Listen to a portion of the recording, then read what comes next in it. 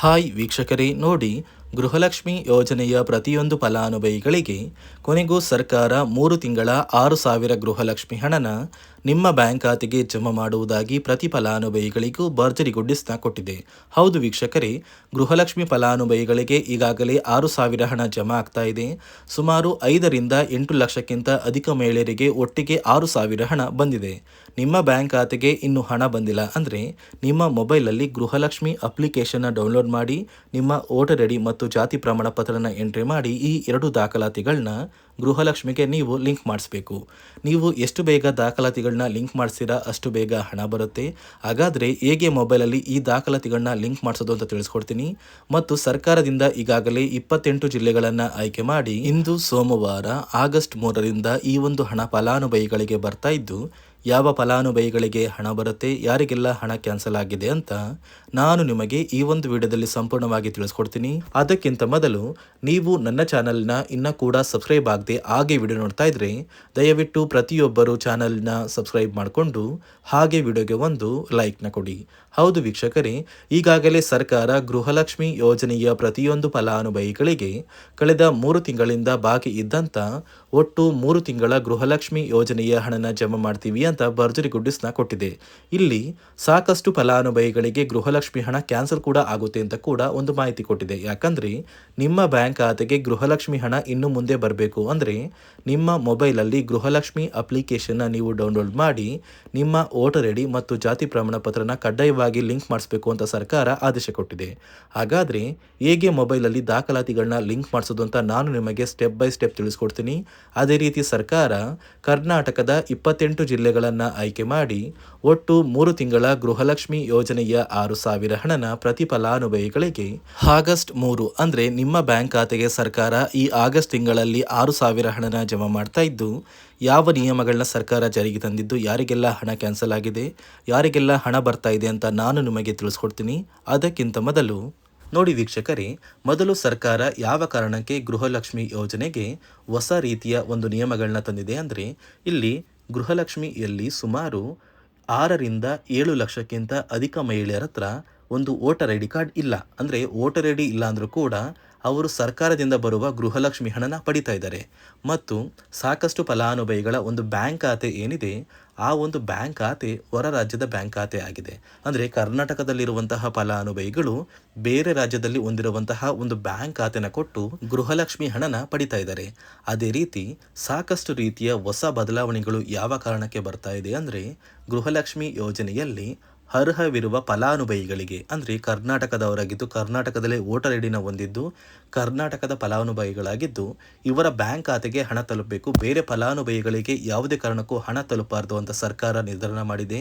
ಇದೇ ಕಾರಣಕ್ಕೆ ಸಾಕಷ್ಟು ಫಲಾನುಭವಿಗಳು ಗೃಹಲಕ್ಷ್ಮಿ ಯೋಜನೆಯ ಒಂದು ಅರ್ಹರ ಪಟ್ಟಿಯಿಂದ ಕ್ಯಾನ್ಸಲ್ ಆಗ್ತಾ ಇದ್ದಾರೆ. ನಿಮ್ಮ ಒಂದು ಮನೆ ಬಾಗಿಲಿಗೆ ಸರ್ಕಾರದಿಂದ ಅಧಿಕಾರಿಗಳು ಬರ್ತಾರೆ. ಸೊ ಸರ್ಕಾರ ಗೃಹಲಕ್ಷ್ಮಿ ಮರುನೋಂದಣಿಗೆ ಒಂದು ಅಪ್ಲಿಕೇಶನ್ ಕೂಡ ಕೊಟ್ಟಿದ್ದಾರೆ. ಅಂದರೆ ಮೊಬೈಲಲ್ಲೇ ಆ ಒಂದು ಅಧಿಕಾರಿಗಳು ನಿಮ್ಮ ಮನೆ ಬಾಗಿಲಿಗೆ ಬಂದು ನಿಮ್ಮ ದಾಖಲಾತಿಗಳಾದ ರೇಷನ್ ಕಾರ್ಡ್, ಆಧಾರ್ ಕಾರ್ಡ್ ಮತ್ತು ವೋಟರ್ ಐ ಡಿ ಇದೀಗ ಕಡ್ಡಾಯ ಮಾಡಿದೆ. ಅದೇ ರೀತಿ ಜಾತಿ ಪ್ರಮಾಣ ಪತ್ರ ಬೇಕಾಗುತ್ತಂತ ನೀವು ಕೇಳಿದ್ರೆ ಸದ್ಯಕ್ಕೆ ಸರ್ಕಾರ ಯಾವುದೇ ರೀತಿಯ ಜಾತಿ ಪ್ರಮಾಣ ಪತ್ರನ ಕೇಳ್ತಾ ಇಲ್ಲ. ಬದಲಿಗೆ ನಿಮ್ಮ ಒಂದು ಪತಿಯ ಆಧಾರ್ ಕಾರ್ಡ್, ನಿಮ್ಮ ಒಂದು ವೋಟರ್ ಐ ಡಿ ಮತ್ತು ನಿಮ್ಮ ಒಂದು ಮನೆಯ ರೇಷನ್ ಕಾರ್ಡ್ನ ಕೊಟ್ಟು ನೀವು ಗೃಹಲಕ್ಷ್ಮಿಗೆ ಮರು ನೋಂದಣಿನ ಮಾಡ್ಕೋಬೇಕು. ಈ ಒಂದು ಕೆಲಸನ ಮಾಡೋದು ಗ್ರಾಮದಿಂದ ಕೆಲವು ಅಧಿಕಾರಿಗಳು ಬರ್ತಾರೆ. ಅಂದರೆ ಗ್ರಾಮ ಅಭಿವೃದ್ಧಿ ಇಲಾಖೆಯಿಂದ ಕೆಲವೊಂದು ಅಧಿಕಾರಿಗಳು ಬಂದರೆ ಅಂಗನವಾಡಿಯ ಕಾರ್ಯಕರ್ತರು ಕೂಡ ನಿಮ್ಮ ಮನೆ ಬಾಗಿಲಿಗೆ ಬಂದು ಪ್ರತಿ ಫಲಾನುಭವಿಗಳ ದಾಖಲಾತಿಗಳನ್ನ ಎಂಟ್ರಿ ಮಾಡ್ಕೊಂಡು ಹೋಗ್ತಾರೆ. ಸೊ ಆ ಒಂದು ಫಲಾನುಭವಿಗಳು ಎಂಟ್ರಿ ಮಾಡಿದ ನಂತರ ಸರ್ಕಾರದಿಂದ ನಿಮಗೆ ಒಂದು ನೋಟಿಫಿಕೇಶನ್ ಬರುತ್ತೆ. ನಿಮ್ಮ ಮೊಬೈಲ್ ನಂಬರ್ ಏನಿದೆ ಆ ಒಂದು ಮೊಬೈಲ್ ನಂಬರ್ಗೆ ಒಂದು ಮೆಸೇಜ್ ಬರುತ್ತೆ. ಅಂದರೆ ನಿಮ್ಮ ಗೃಹಲಕ್ಷ್ಮಿ ಮರು ನೋಂದಣಿ ಅರ್ಜಿನ ನಾವು ಸ್ವೀಕಾರ ಮಾಡಿದ್ದೀವಿ ಮತ್ತು ಮುಂದಿನ ದಿನಗಳಲ್ಲಿ ನಿಮ್ಮ ಒಂದು ಗೃಹಲಕ್ಷ್ಮಿ ಹಣನ ನಿಮ್ಮ ಬ್ಯಾಂಕ್ ಖಾತೆಗೆ ಜಮಾ ಮಾಡ್ತೀವಿ ಅಂತ ಸರ್ಕಾರದಿಂದಲೇ ಒಂದು ಮೆಸೇಜ್ನ ಕಳಿಸ್ತಾರೆ. ಆದರೆ ನೀವು ನಿಮ್ಮ ಮೊಬೈಲ್ ನಂಬರ್ನ ಆಕ್ಟಿವ್ ಆಗಿರುವಂತಹ ಮೊಬೈಲ್ ನಂಬರ್ನ ಕೊಡಬೇಕು. ಯಾಕಂದರೆ ನಿಮ್ಮ ಬ್ಯಾಂಕ್ ಖಾತೆಗೆ ಲಿಂಕ್ ಆಗಿರುವಂತಹ ಮೊಬೈಲ್ ನಂಬರ್ ಬೇರೆ ಇರುತ್ತೆ ಮತ್ತು ನೀವು ಹೊಂದಿರುವಂತಹ ಒಂದು ಮೊಬೈಲ್ ನಂಬರ್ ಬೇರೆ ಇರುತ್ತೆ. ಇದೇ ಕಾರಣಕ್ಕೆ ಕರೆಕ್ಟಾಗಿರುವಂತಹ ಒಂದು ಮೊಬೈಲ್ ನಂಬರ್ನ ಕೊಟ್ಟರೆ ಆದಷ್ಟು ಬೇಗ ನೀವು ಮರು ಅರ್ಜಿನ ಹಾಕಿ ಗೃಹಲಕ್ಷ್ಮಿ ಹಣನ ಪಡ್ಕೋಬೋದು. ಅದೇ ರೀತಿ ನೀವು ಹೊಂದಿರುವ ಬ್ಯಾಂಕ್ ಖಾತೆ ಏನಿದೆ ಆ ಒಂದು ಬ್ಯಾಂಕ್ ಖಾತೆನ ನೀವು ಆ್ಯಕ್ಟಿವ್ ಆಗಿ ಇಟ್ಕೋಬೇಕು.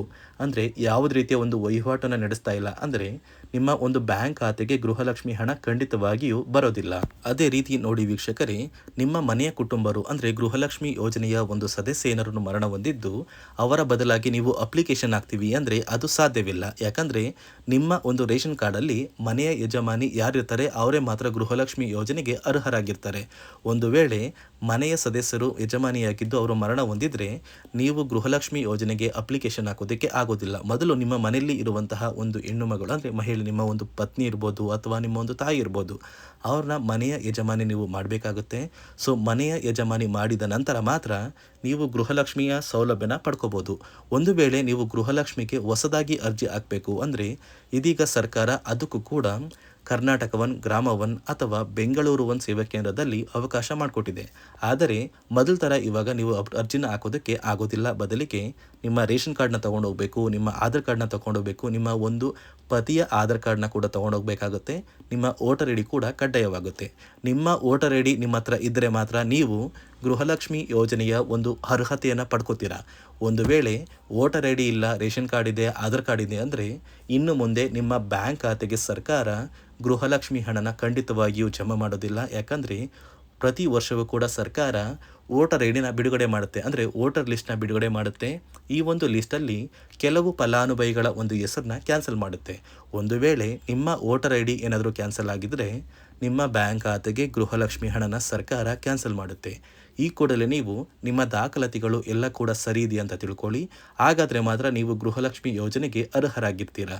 ಸರ್ಕಾರ ಯಾವ ಕಾರಣಕ್ಕೆ ಈ ರೀತಿಯ ಹೊಸ ಬದಲಾವಣೆಗಳನ್ನ ತರ್ತಾ ಇದೆ ಅಂದರೆ ಇಲ್ಲಿಯವರೆಗೂ ಸುಮಾರು 60 ಕೋಟಿಗಿಂತ ಅಧಿಕ ಮೊತ್ತನ ಸರ್ಕಾರ ನಷ್ಟ ಮಾಡಿಕೊಂಡಿದೆ. ಅಂದರೆ ಫಲಾನುಭವಿಗಳು ನಮ್ಮ ಕರ್ನಾಟಕದವರೇ ಅಲ್ಲ, ಅಂತಹ ಫಲಾನುಭವಿಗಳಿಗೂ ಕೂಡ ಸರ್ಕಾರದಿಂದ ಹಣ ಹೋಗಿದೆ ಮತ್ತು ಸಾಕಷ್ಟು ಫಲಾನುಭವಿಗಳು ಮರಣ ಹೊಂದಿದ್ದಾರೆ. ಅಂತಹ ಫಲಾನುಭವಿಗಳಿಗೂ ಕೂಡ ಹಣ ಹೋಗ್ತಾ ಇದೆ ಮತ್ತು ಫಲಾನುಭವಿಗಳು ಹೊಂದಿರುವ ಬ್ಯಾಂಕ್ ಖಾತೆ ಕೂಡ ಆ್ಯಕ್ಟಿವ್ ಇಲ್ಲ. ಅಂತಹ ಫಲಾನುಭವಿಗಳಿಗೂ ಕೂಡ ಹಣ ಹೋಗಿದೆ ಮತ್ತು ಸಾಕಷ್ಟು ಫಲಾನುಭವಿಗಳು ಏನು ಮಾಡಿದ್ದಾರೆ ಅಂದರೆ ಅವರ ಮನೆ ಕುಟುಂಬದ ಯಜಮಾನಿ ಅಂದರೆ ಹೆಡ್ ಆಫ್ ದ ಫ್ಯಾಮಿಲಿ ಇರ್ತಾರಲ್ಲ, ಸೊ ಆ ಒಂದು ಮಹಿಳೆ ಮರಣ ಹೊಂದಿರ್ತಾರೆ.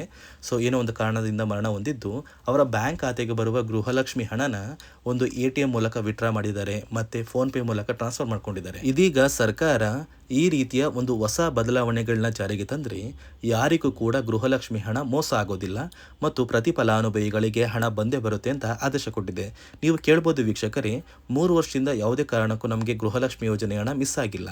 ಸೊ ಇದೀಗ ಏನಕ್ಕೆ ಸಡನ್ ಆಗಿ ಈ ಥರ ಬದಲಾವಣೆಗಳು ಬರ್ತಾ ಇದೆ ಅಂದರೆ ಸರ್ಕಾರದಿಂದ ಕೆಲವು ಅಧಿಕಾರಿಗಳು ಒಂದು ಚರ್ಚೆ ನಡೆಸಿದ್ದಾರೆ. ಒಂದು ಸಭೆಯಲ್ಲಿ ಗೃಹಲಕ್ಷ್ಮಿ ಯೋಜನೆಯ ಕುರಿತು ಒಂದು ಸಭೆ ಮಾಡಿದಾಗ ಅಲ್ಲಿ ಗೃಹಲಕ್ಷ್ಮಿ ಯೋಜನೆಯಲ್ಲಿ ಸಾಕಷ್ಟು ರೀತಿಯ ಲೋಪದೋಷಗಳು ಕಂಡು ಬಂದಿದೆ. DBT ಮೂಲಕ ನಿಮ್ಮ ಬ್ಯಾಂಕ್ ಖಾತೆಗೆ ಹಣನ ಹಾಕಬೇಕಾದ್ರೆ ಸಾಕಷ್ಟು ಫಲಾನುಭವಿಗಳಿಗೆ ಹಣ ಹೋಗ್ತಾ ಇದೆ.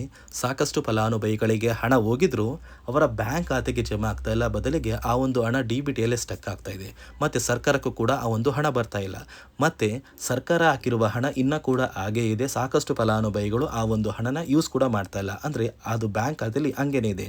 ಇದೇ ಕಾರಣಕ್ಕೆ ಸರ್ಕಾರ ಈ ರೀತಿಯ ಹೊಸ ಬದಲಾವಣೆಗಳನ್ನ ತಂದಿದ್ದು, ಯಾರೆಲ್ಲ ಫಲಾನುಭವಿಗಳು ಸರ್ಕಾರಕ್ಕೆ ತೆರಿಗೆನ ಕಟ್ತಾ ಇದ್ದೀರಾ, ಗೌರ್ನಮೆಂಟ್ ಜಾಬಲ್ಲಿದ್ದೀರಾ ಮತ್ತು ಇನ್ಕಮ್ ಟ್ಯಾಕ್ಸ್ನ ಪೇ ಮಾಡ್ತಾ ಇದ್ದೀರಾ, ಇಂತಹ ಫಲಾನುಭವಿಗಳ ಹೆಸರನ್ನ ಇನ್ನು ಮುಂದೆ ಸರ್ಕಾರ ಗೃಹಲಕ್ಷ್ಮಿ ಯೋಜನೆಯಿಂದ ಕ್ಯಾನ್ಸಲ್ ಮಾಡಿದೆ. ನಿಮ್ಮ ಒಂದು ರೇಷನ್ ಕಾರ್ಡ್ BPL ರೇಷನ್ ಕಾರ್ಡಿಂದ APL ಆಗಿದ್ರು ಕೂಡ ನೀವು ಗೃಹಲಕ್ಷ್ಮಿ ಯೋಜನೆಯನ್ನು ಪಡೆಯೋದಕ್ಕೆ ಅರ್ಹರಾಗಿರ್ತೀರಾ. ನೋಡಿ ವೀಕ್ಷಕರೇ, ಸರ್ಕಾರದಿಂದ ಪ್ರತಿಯೊಂದು ಗೃಹಲಕ್ಷ್ಮಿ ಫಲಾನುಭವಿಗಳ ಬ್ಯಾಂಕ್ ಖಾತೆಗೆ ಇಂದು ಸೋಮವಾರ ಆಗಸ್ಟ್ 3ರಿಂದ ಕರ್ನಾಟಕದ 28 ಜಿಲ್ಲೆಗಳನ್ನು ಆಯ್ಕೆ ಮಾಡಿ 3 ತಿಂಗಳ 6,000 ಹಣನ ಜಮಾ ಮಾಡ್ತಾ ಇದ್ದು, ಆ ಒಂದು ಜಿಲ್ಲೆಗಳ ಹೆಸರು ಬೆಂಗಳೂರು ನಗರ, ಬೆಂಗಳೂರು ಗ್ರಾಮಾಂತರ, ರಾಮನಗರ, ಚಿಕ್ಕಬಳ್ಳಾಪುರ, ಚಿತ್ರದುರ್ಗ, ದಾವಣಗೆರೆ, ಕೋಲಾರ, ಶಿವಮೊಗ್ಗ, ತುಮಕೂರು, ಬಾಗಲಕೋಟೆ, ಬೆಳಗಾವಿ, ವಿಜಯಪುರ, ಧಾರವಾಡ, ಗದಗ, ಹಾವೇರಿ, ಉತ್ತರ ಕನ್ನಡ, ಬಳ್ಳಾರಿ, ಬೀದರ್, ಕಲಬುರಗಿ, ಕೊಪ್ಪಳ, ರಾಯಚೂರು, ಯಾದಗಿರಿ, ವಿಜಯನಗರ, ಚಾಮರಾಜನಗರ, ಚಿಕ್ಕಮಗಳೂರು, ದಕ್ಷಿಣ ಕನ್ನಡ, ಹಾಸನ, ಕೊಡಗು, ಮಂಡ್ಯ, ಮೈಸೂರು, ಉಡುಪಿ ಹೀಗೆ ಸರ್ಕಾರ ಒಟ್ಟು 3 ತಿಂಗಳ ಗೃಹಲಕ್ಷ್ಮಿ ಯೋಜನೆಯ 6,000 ಹಣನ ಪ್ರತಿ ಫಲಾನುಭವಿಗಳ ಬ್ಯಾಂಕ್ ಖಾತೆಗೆ ಜಮಾ ಮಾಡ್ತಾ ಇದ್ದು, ನಿಮ್ಮ ಬ್ಯಾಂಕ್ ಖಾತೆಗೂ ಕೂಡ ಈ 6,000 ಹಣ ಬಂದೇ ಬರುತ್ತೆ. ನಿಮ್ಮ ಪ್ರತಿಯೊಂದು ಸ್ನೇಹಿತರಿಗೆ ಈ ಒಂದು ವಿಡಿಯೋನ ಶೇರ್ ಮಾಡಿ, ಅವರ ಬ್ಯಾಂಕ್ ಖಾತೆಗೂ ಕೂಡ ಗೃಹಲಕ್ಷ್ಮಿ ಹಣ ಬರ್ತಾ ಇದೆ ಅಂತ ತಿಳಿಸಿ ಅಂತ ಹೇಳ್ತಾ, ಇದಿಷ್ಟು ಸರ್ಕಾರದಿಂದ ಬಂದಿರುವ ಮಾಹಿತಿಯಾಗಿದ್ದು, ನಾನು ಕೊಟ್ಟಿರುವ ಮಾಹಿತಿ ನಿಮಗೆ ಇಷ್ಟ ಆಗಿದ್ದಲ್ಲಿ ನನ್ನ ಚಾನಲ್ನ ಸಬ್ಸ್ಕ್ರೈಬ್ ಮಾಡಿಕೊಂಡು ಹಾಗೆ ವಿಡಿಯೋಗೆ ಒಂದು ಲೈಕ್ನ ಕೊಡಿ.